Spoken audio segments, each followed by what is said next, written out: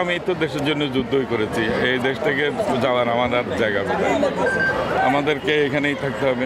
দুর্যোগ ব্যবস্থাপনা ও ত্রাণ মন্ত্রণালয় এবং মুক্তিযুদ্ধ বিষয়ক মন্ত্রণালয়ের উপদেষ্টা ফারুক আজম বলেছেন, তিনি নিজে একজন মুক্তিযোদ্ধা, সুতরাং সেফ এক্সিট তার জন্য নয়, তিনি এদেশেই থাকবেন।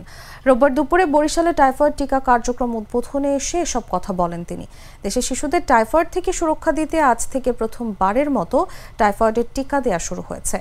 1 মাস ব্যাপী কর্মসূচিতে সরকার 9 মাস থেকে 15 বছরের কম বয়সী প্রায় 5 কোটি শিশু কিশোর কিশোরীকে বিনামূল্যে এই টিকা দেবে।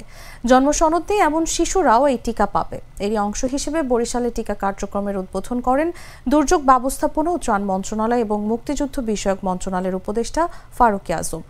এ সময় রোগ হওয়ার আগেই প্রতিরোধ ব্যবস্থা গড়ে তোলার আহ্বানও জানান উপদেষ্টা। আমি সেফ এক্সিট, এটা বৈষম্য আর আধিপত্যবাদের আগ্রাসন থেকে আমাদের সেফ এক্সিট দরকার সবার আগে। আর ব্যক্তিগত ব্যাপারে হলে আমি তো দেশের জন্য যুদ্ধই করেছি। এই দেশ থেকে যাওয়ার আমাদের জায়গা কোথায়?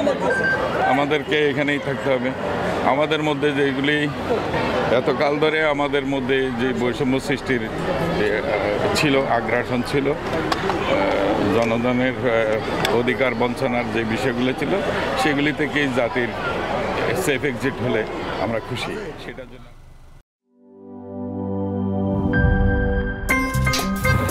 আমার একটা স্মার্ট সিদ্ধান্তে 25% গ্যাসের খরচ কমেছে। ভাবছেন কিভাবে? সাধারণ গ্যাস স্টোভ বদলে আমি এনেছি আরএফএল গ্যাস স্টোভ। এর সাইন্টিফিক নজল ও ব্রাস বার্নার ক্যাপ সমানভাবে তাপ ছড়িয়ে রান্না করে দ্রুত, তাই গ্যাসও বাঁচায় 25%, টাকাও বাঁচে 25%। আরএফএল গ্যাস স্টোভ নিরাপদ ও গ্যাস সাশ্রয়ী।